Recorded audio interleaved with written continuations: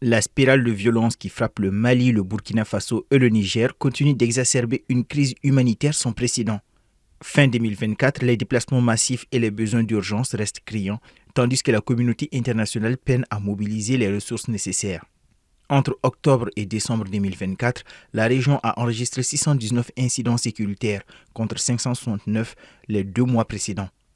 Si le nombre de morts a légèrement diminué, passant de 1946 à 1526 décès, l'insécurité reste omniprésente et imprévisible.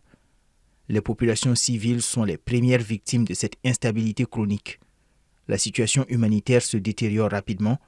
Plus de 8 millions de personnes font face à une insécurité alimentaire aiguë et des milliers d'enfants souffrent de malnutrition sévère.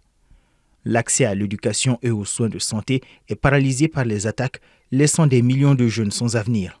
Vous savez qu'avec l'insécurité, vous avez beaucoup de zones qui sont devenues inaccessibles et vous avez également des populations qui se déplacent. C'est la raison pour laquelle il faut adopter des solutions alternatives. Ça pourrait être quoi? Ça pourrait être par exemple des écoles virtuelles qu'on peut déplacer.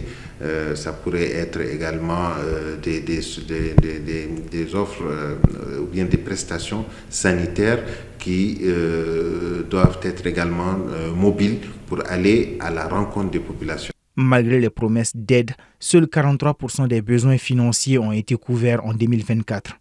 Les fonds manquent pour sauver des vies et le fossé humanitaire s'élargit. D'une part, c'est surtout le financement que ça pose toujours problème, parce que c'est vrai, d'une part, il y a beaucoup de crises, il n'y a pas que le Sahel, il y a beaucoup d'autres crises dans le monde aujourd'hui. On parle de la Syrie, on parle de l'Afghanistan, on parle également du Soudan, ça ce sont des crises, mais pour cela, il faut déjà que les gouvernements s'approprient cette crise, et c'est ce qui manque jusqu'à présent. Les conséquences sont dramatiques. 2,6 millions de déplacés internes dans les 3 pays, dont 2,1 millions au Burkina Faso. À cela s'ajoutent 329 500 réfugiés qui survivent dans des conditions précaires, aggravées par le manque de services essentiels.